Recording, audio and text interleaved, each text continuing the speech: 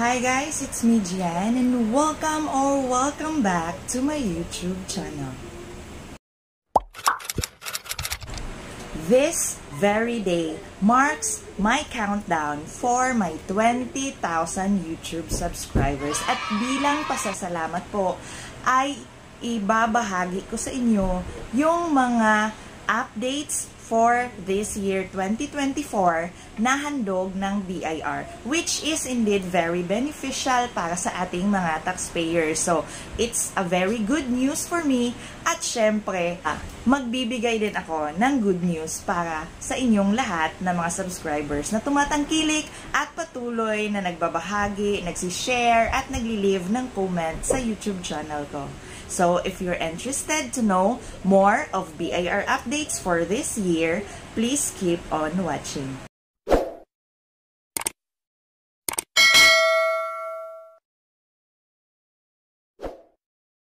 Para sa mga bagong napunta at nakabisita dito sa channel ko, please don't forget to check my other videos, lalong-lalo na kung tungkol sa BIR and tax updates yung gusto nyo. I have a lot of videos kasi ito yung topic kung saan ako nagsimula in this YouTube channel. So you may also leave your comments or topic suggestions for my next videos.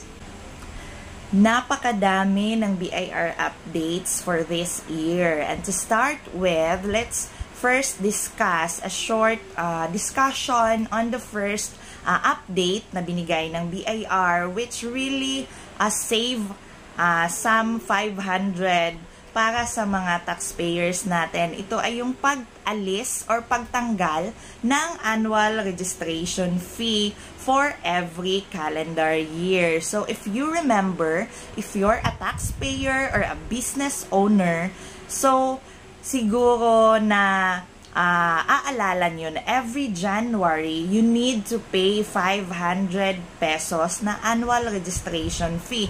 Each year talaga yan, from the day na na-register nyo yung business nyo until each year, hanggang sa hindi pa nare-retire yung inyong business registration. So, it's 500 pesos fixed, payable, and due every January of each year. So, for this 2024, good news dahil inalis na yung pagbabayad or pagko-collect ng 500 pesos na annual registration fee. So, it is the first beneficial na update na binigay sa atin ng BIR. Next, we have the update on the official receipt. So, for businesses na nagsiserve or yung services yung ino-offer nila sa kanilang mga clients, we all know that you are required to use official receipt as your invoice or yung authorized na resibo na kailangan yung i-issue at gamitin para sa inyong business transactions or sa inyong mga income at sa sales. But for this year, merong update sa paggamit ng official receipts dahil kailangan nang i-update into invoice. So, bawal nang gumamit ng official receipt. So, for example, upon your business registration, yung binigay or na-print nyo na resibo is official receipt dahil nga yung business nyo, yung line of business nyo is into services. So, kailangan nyong ipa-update sa BIR. You should know this update kasi failure to know and follow this update will incur further penalties. So, ano nga ba yung update tungkol sa paggamit ng official receipt?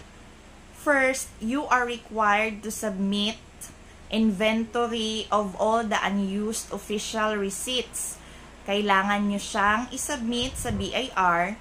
And good news dahil ngayon, you can submit it through online. Pero kami, we already submitted manually sa BIR. So, kailangan nyo lang mag-fill up ng form ng inventory ng official receipts. So, kailangan nyo lang i-fill in doon yung mga information ng taxpayer or ng business ninyo at i-inventory or isulat nyo lahat ng mga series number ng mga official receipts na hindi pa nagamit. Then, submit it to BIR.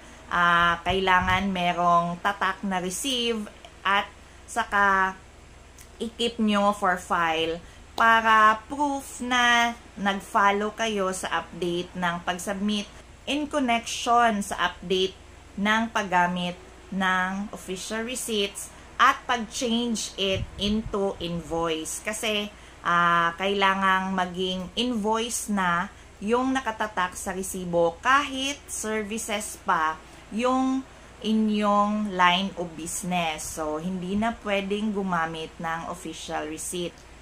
After nyong nakapag-submit ng inventory sa BIR, kailangang magpagawa. For example, marami pa yung mga official receipts remaining na unused sa inyo. So, yung una, sinabi ng BIR is kailangang magpa-reprint ng service invoice if ever services yung ino-offer ninyo or sales invoice, depende sa kung ano yung line of business kung saan ginagamit nyo yung official receipt na resibo. So, kung services, so it would be service invoice.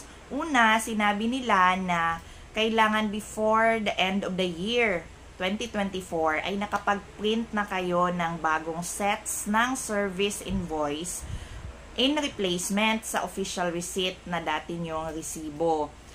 Pero, for the meantime, yung mga unused na receipts na available sa inyo, pwede nyong tatakan ng rubber stamp na service invoice. So, kailangan nyo lang pumunta at magpagawa ng rubber stamp sa mga gumagawa nito. Tapos, i-crash out nyo yung word na official receipt, kagaya nitong nasa gilid, ganito siya. So, crash out the word official receipt, tapos isa-isa nyong tatakan ng service invoice yung inyong resibo para maging valid na ito ulit na i-issue sa inyong mga customers or mga clients. So, dati, pwede lang gamitin yung rubber stamp na ito or yung pagtatak using rubber stamp until December 2024. Later on, nagpalabas ulit ng update yung BIR. So, they have a lot of considerations at saka in-extend nila.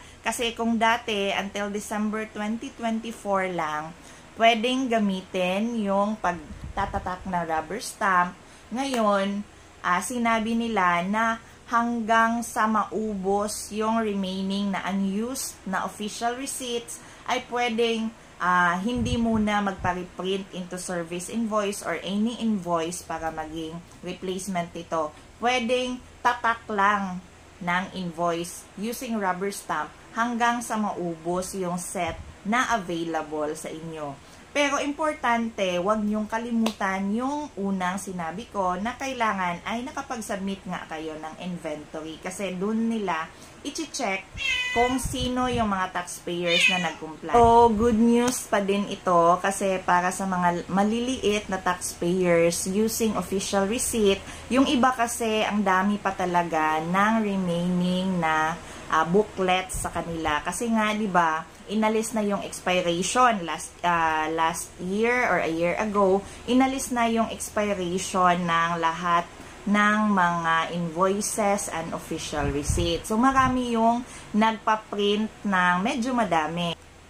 And the latest BIR update na pinalabas ng BIR last June, mga last week of June, is the removal of the 5-year validity of e-CAR or Electronic Certificate Authorizing Registration. So, ano nga ba itong e-CAR? Bakit masyadong malaki yung benefit ng pag-alis ng 5-year validity ng e-CAR para sa ating mga taxpayers? So, e-CAR is the certificate authorizing registration na ibibigay sa inyo ng BIR as the end product or the proof na settled or nabayaran na lahat ng transfer taxes related sa inyong mga properties. So, for example, pag meron kayong binili na lupa, or meron kayong dinonate or natanggap as gift na properties,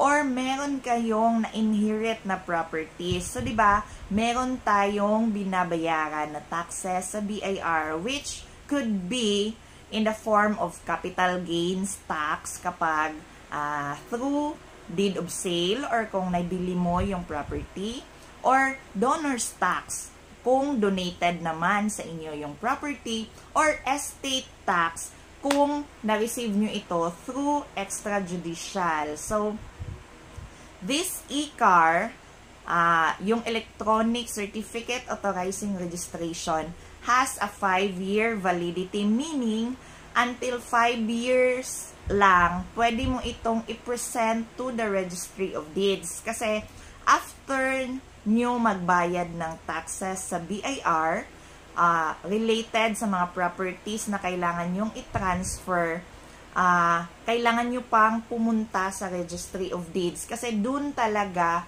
yung pagta-transfer or dun kayo bibigyan ng bagong titulo ng property na na-transfer sa inyo. So, this e-CAR, kailangan nyo siyang i-present sa Registry of Deeds as proof na bayad na yung lahat ng properties, na bayaran nyo siya sa BIR. So, kailangan ma-present nyo siya within the 5-year period. But for this year, inalis na yon. So, kung deed of sale lang naman or nabili nyo lang yung property, masyadong mataas na yung 5-year na binigay ng BIR para ma-transfer. Kasi, kung lalong-lalo na, kung maliit na property lang siya, kung residential lang, hindi complicated.